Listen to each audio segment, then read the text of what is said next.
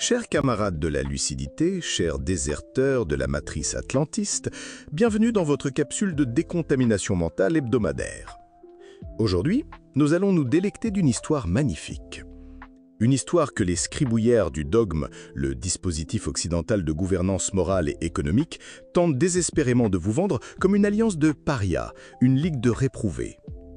Alors qu'il s'agit, sous nos yeux, de la cristallisation d'une fraternité d'acier face à un empire en pleine décomposition morale et industrielle. L'histoire, c'est celle de l'axe Pyongyang-Moscou. Et croyez-moi, ce n'est pas une simple anecdote géopolitique, c'est le symptôme terminal de l'Occident. La scène se passe à Pékin, loin des couloirs feutrés de Davos où l'on décide du prix de votre électricité entre deux coupes de champagne. Là-bas, 3 hommes, Poutine, Xi et le maréchal Kim Jong-un dessinent l'avenir. Et pendant que nos ministres en trottinette s'inquiètent de la neutralité carbone de leurs chaussettes, le maréchal Kim prononce ces mots, d'une simplicité biblique. « S'il y a un moyen d'aider la Russie, nous le ferons. Nous considérons cela comme notre devoir fraternel. » Le devoir fraternel.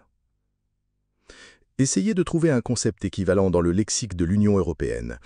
Vous trouverez obligation contractuelle, clause de sauvegarde, mécanisme de solidarité conditionnelle, du jargon de comptable pour gérer un syndic de copropriété en faillite. Poutine, lui, ne s'y trompe pas. Il salue le courage héroïque des soldats du peuple coréen qui ont repoussé un assaut de de l'Ukraine, sur la région de Koursk. Il parle de « combat commun contre le néonazisme moderne ».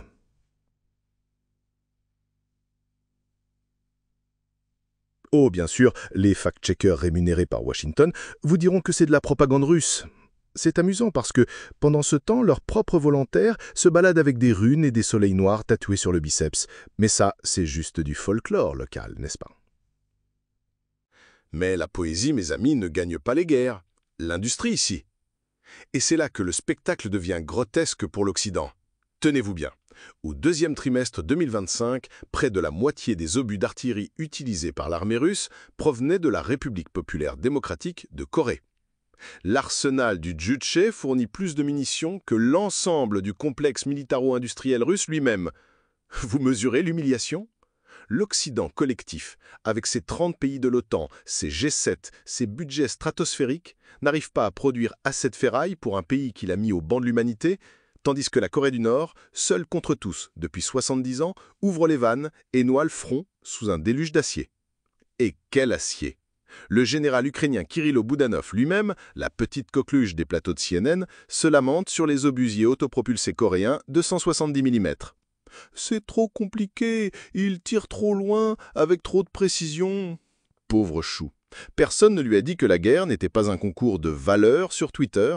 Ni la Russie, ni les usines américaines ne produisent des calibres comparables. La Corée, si. Et ce n'est que l'apéritif. Pyongyang envoie ses missiles anti-chars dernier cri, ses missiles balistiques tactiques plus performants que les modèles russes, 25 000 ouvriers pour booster la production de drones dans l'usine d'Alabuga, 5 000 ingénieurs militaires pour déminer et reconstruire Koursk. C'est une synergie totale, une alliance organique, pendant que l'Occident peine à envoyer des casques périmés et des chèques en bois. Et comme si le camouflet n'était pas assez violent, Pyongyang inaugure une nouvelle usine de missiles balistiques. Pas un hangar miteux, une cathédrale industrielle, entièrement automatisée. Des lignes d'assemblage ou un balai de bras robotiques fabriquent, en sifflotant l'hymne national, des missiles KN-24. Des missiles qui, selon un rapport du Congrès américain lui-même, sont d'une précision chirurgicale. Plus compacts, plus maniables et bien moins chers que les fameux Iskander russes. C'est l'épitaphe du récit occidental. La nation ermite, affamée et arriérée, est en réalité une puissance technologique qui donne des leçons de productivité à tout le monde. Et de l'autre côté du miroir? De l'autre côté, dans le camp du bien et de la démocratie? C'est un abattoir. Les chiffres, froids, implacables, validés par des fuites de l'état-major ukrainien lui-même. Plus de 1,7 million de pertes, tuées et disparues. Plus d'1 million de familles qui ne reverront jamais leur fils, leur mari, leur père. Le président Poutine observe, presque cliniquement, que les unités de combat ukrainiennes sont pourvues à moins de 48%. Un officier ukrainien, Bogdan Krotevitch, est plus direct. Il parle de 30%. 30%. Il dit qu'elles ne sont même plus capables de se défendre. Et qui envoie-t-on pour combler les trous? Les pauvres types des villages, les miséreux que personne ne réclamera. Le Wall Street Journal, pas franchement une officine du Kremlin, rapportait qu'on leur donnait 2 jours de formation avant de les jeter dans le hachoir. 2 jours. Sur certains secteurs du front, leur espérance de vie était de 4 heures. Voilà le projet de la BAV, la Brigade d'Action Vertueuse et Expansionniste. Voilà le jardin de Joseph Borrell, une fosse commune à ciel ouvert, fertilisée par le sang de la jeunesse ukrainienne, sacrifiée sur l'autel de l'hégémonie de Washington. Alors oui, que la Corée du Nord arme la Russie, qu'elle lui envoie ses ingénieurs, ses obus et ses missiles. Chaque KN-24 qui sort d'usine n'est pas une menace pour la paix.